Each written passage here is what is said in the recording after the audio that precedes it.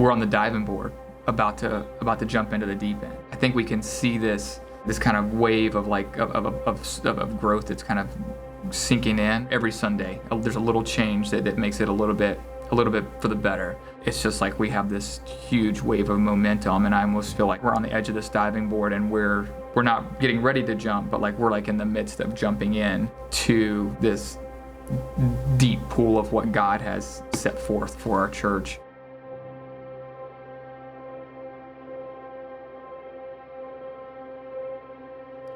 When Solomon built the temple, it was never intended to be a house for God that would contain him.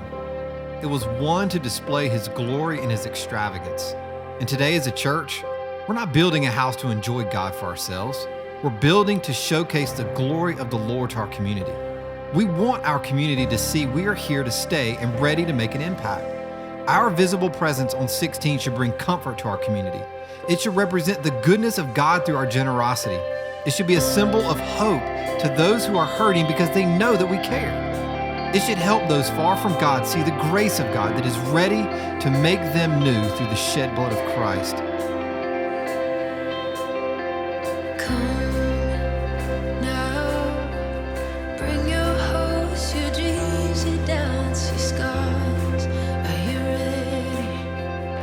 Up until that point, it just seemed impossible to move forward.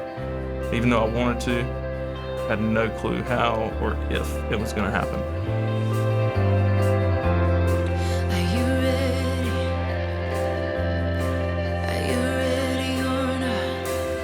I knew then what I needed to be doing, but, life happens.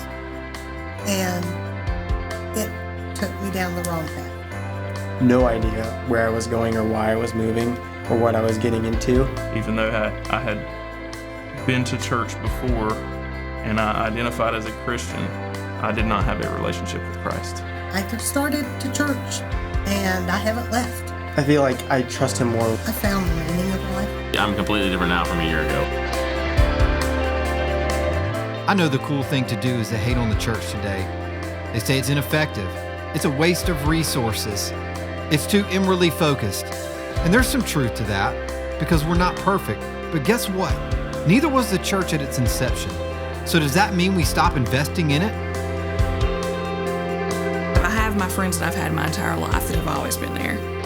But the people I was around every day, the people I worked with it wasn't enough. It wasn't those people that would literally do anything for you if you needed it. We knew people were praying for him. We could feel it.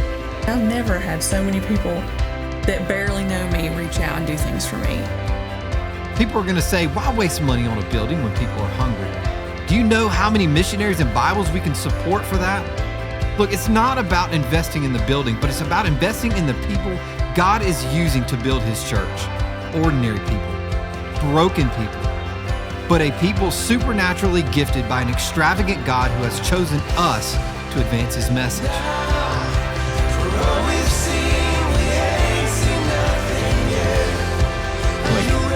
I can't even put into words how radically different and better my life is now that I have come to know Christ.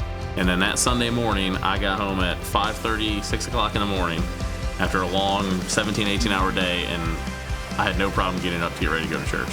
It's just become family. Like, I don't know what our life would look like without it. I don't want to know what our life would look like without it. Our faith has grown so much in a sense that we're seeing God work so much. All of the relationships that we've made at Church at Denver, all of the support that we've gotten, the intellectual and the spiritual growth within myself, everything in some form or fashion has strengthened or helped us in some way. As the people of God, let's advance the kingdom. Let's advance our gospel reach in the community. Let's advance our relationships to better represent the gospel. And we will see a response that only can be explained by a movement of God, because we never stop believing in his church.